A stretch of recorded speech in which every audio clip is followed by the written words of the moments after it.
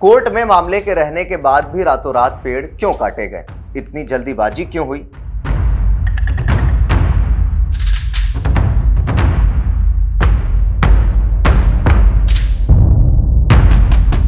क्या राज्य ने पेड़ों की कटाई के लिए पर्यावरण पर पड़ने वाले प्रभाव का असेसमेंट सर्टिफिकेट लिया? जो छात्रों के ऊपर जबरन कार्रवाई हुई उसका हिसाब कैसे होगा?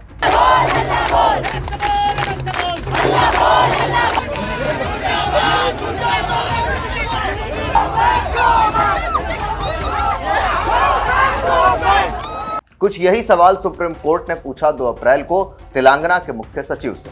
ऐसे में आइए जानते हैं कि ये पूरा विवाद क्या है।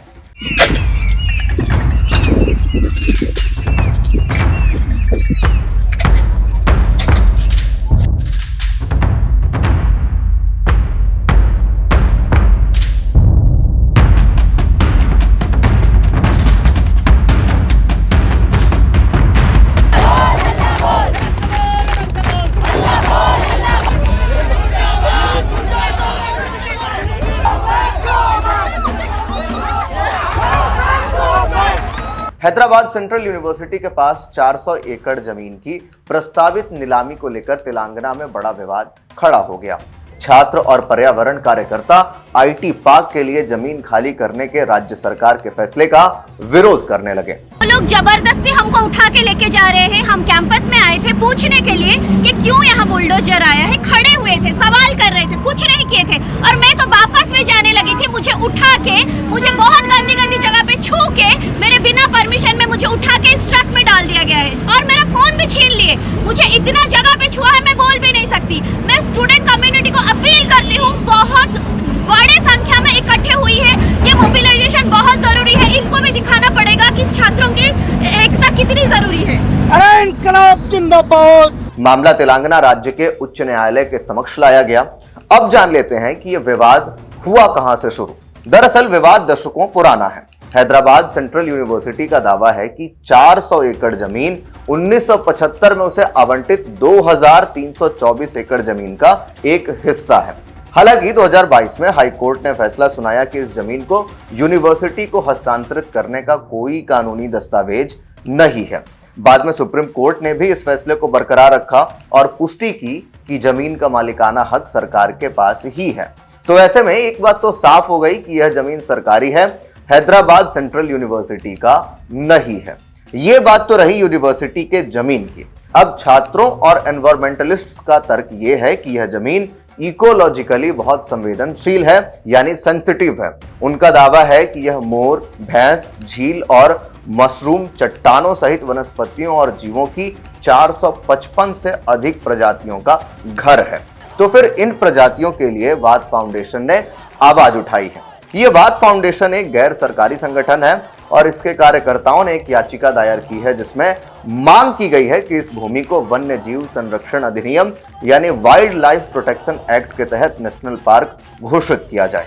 वे चाहते हैं कि इसे डीम्ड फॉरेस्ट का दर्जा दिया जाए। इसके अलावा रिपोर्ट्स के मुताबिक मंगलवार को छात्रों ने भी हाई कोर्ट का दरवाजा खटखटाया और तेलंगाना इंडस्ट्रियल इंफ्रास्ट्रक्चर कॉरपोरेशन यानी TGIIC को सरकार द्वारा जमीन अलॉट करने से रोकने के लिए जनहित याचिका दायर की।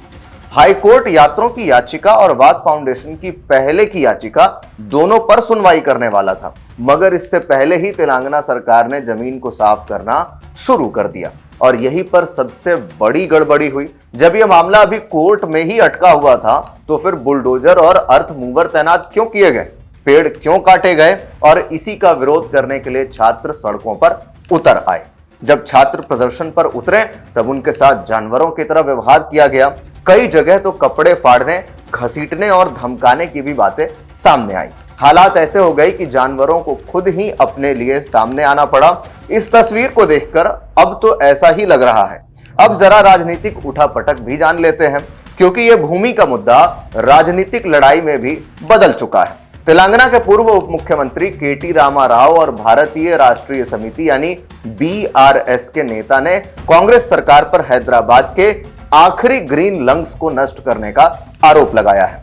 कांग्रेस नेता राहुल गांधी की आलोचना करते हुए केटी रामाराव ने कहा कि पश्चिमी हैदराबाद में 400 एकड़ की कीमती जगह को नष्ट करके यह बेशर्मी से की गई हत्या है। अगर आप सभी नहीं बोलते हैं तो इसकी जिम्मेदारी आपकी है, खासतौर पर राहुल गांधी की है।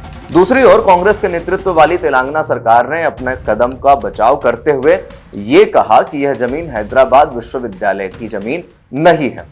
हाल ही में राज्यसभा में प्रश्नकाल के दौरान जवाब देते हुए केंद्रीय मंत्री भूपेंद्र यादव ने कहा कि हैदराबाद में एक बहुत ही दुर्भाग्यपूर्ण मामला सामने आया है। वो यह नहीं समझ पा रहे कि राज्य सरकार को उन पेड़ों और हरित क्षेत्र से किस तरह की दुश्मनी है कि उन्हें रात के अंधेरे में अभियान चलाना पड़ रहा है। राज्य सरकार को नोटिस भेजे जाने की बात करते हुए भूपेंद्र यादव ने कहा, हमने मुख्य सचिव को नोटिस भेजा है और हमने तथ्यात्मक रिपोर्ट भी मांगी है। हम निश्चित रूप से इस मामले पर कार्रवाई करेंगे। मंत्री भूपेंद्र भारत राष्ट्र समिति के सांसद रविचंद्र वड्डी राजू की ओर से केंद्र सरकार द्वारा राज्य सरकार द्वारा नष्ट किए जा रहे हरित आवरण को सुरक्षित करने के लिए उठाए गए कदमों पर सवाल का जवाब दे रहे थे। अब बात कर रहे हैं सुप्रीम कोर्ट की। सुप्रीम कोर्ट ने गुरुवार को हैदराबाद यूनिवर्सिटी के पास की जमीन पर किसी भी तरह की गतिविधि पर रोक लगा दी है। कोर्ट ने कहा, तेलंगाना सरकार को जमीन पर पेड़ों की सुरक्षा के अलावा कोई गतिविधि नहीं करनी चाहिए। जस्टिस BR गवई और जस्टिस ऑगस्टिन जॉर्ज मसीह की पीठ ने राज्य में पेड़ों की कटाई को बहुत ही गंभीर बताया। पीठ ने कहा, तेलंगाना हाईकोर्ट के रजिस्ट्रार की रिपोर्ट इसकी खतरनाक तस्वीर दिखाती है।